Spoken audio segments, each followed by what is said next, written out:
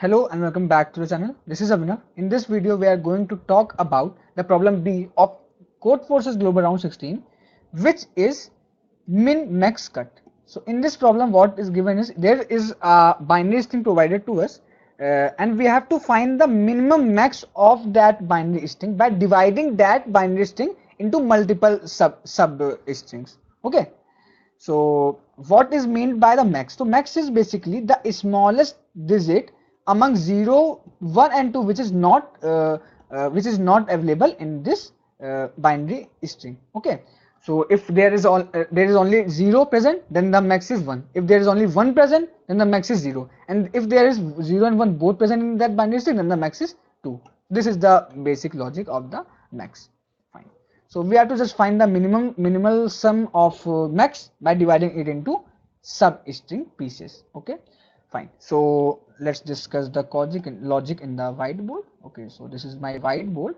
So what I'm doing here is, okay, so first okay, so let's check an example. First take a test case here to discuss. So the test case I am taking is, let's say it is 0. Okay, so in here it is 1 1 1 1. Okay, so already the max of 1 1 1 is 0. It is minimum. Okay, so it is not required to be considered. We will consider this one. We will discuss this test case, which is 0 1 1 0 0. Fine. Okay, so let's discuss this one, which is 0 1 1 0 0. Okay. Let's take a blue pen. So it is 0 1 1 0 0.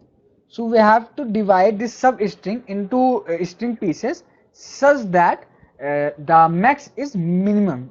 Okay, minimal. Okay, fine. So what we will do is we have to you can say that we have to just divide this into pieces where you can say the means we have to find the minimum max sum. We have to find the minimum max sum by dividing these strings into pieces. So if there is a string where 0 and 1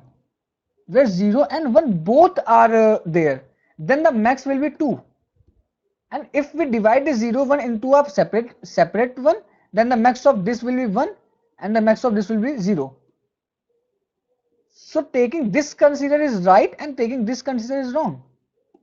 So we have to consider this one instead of this one, because if we take 0 1 as a substring, then the max will be 2. But if we take 0 as a separate string and 1 as a separate string, then the sum of this will be 1 only, and we have to make it minimum, so we will take this one. So basically what we have to do is, if there is a sequence of 0 0 0 0, then we will take it as a single you can say a single substring. And if there is a sequence of 0 1 0 1, then we will take it as different. So basically we have to just find the number of changes in that string. For example, it is starting from 0. Okay, so the first change is here, the second change is here. So there are three parts. There are three substrings of this string, and the max of this is 1, max of this is 0, max of this is 1, and the answer is 2. Let's take this example, which is the next test case. This is the last test case of this question.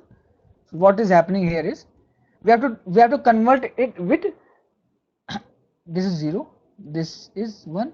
So these are some. So basically what we have to do is, we have to take some groups of similar digits, means 1 1 1 2 2 2, which are adjacent to each other. Okay, here there are 6 groups, and what we will do here is that in this case what is happening is that it is 0 1. So for 0 it is 1, for 1 it is 0, for 0 it is 1, for 1 it is 0, for 0 it is 1, for 1 it is 0. So the answer will be 3, but it is not the answer. The answer is 2, because the maximum max should be 2. भाई 2 से बड़ा max थोड़ी ना हो सकता है. The maximum max is 2. So if we are getting a max which is 3, means greater than 2, then we will make it 2, and then that's the output. So this is what we are doing here. I hope you understand what I'm trying to say. So let's move towards the code part. This is the code part. So I have just checking that I've just checking that how many times the change in the character is coming in that string, and then incrementing C if that character is 0, because when the character is 0 then the max is 1, and when it is 1 then the max is 0, then it is not required. And then if the C is greater than 1 means, if the C is greater than 1 means it is 2, 3, 4, 5, 6, then the value of C will be 2 only.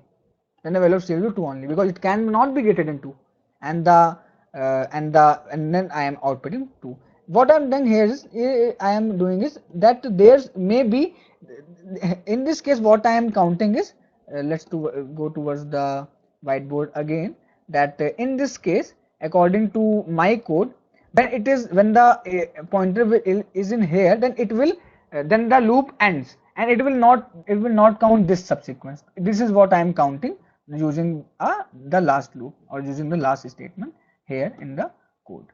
So this is my code. I hope you understand what I'm trying to say. If you have any doubt now also, you can join a Telegram, or you can comment it below.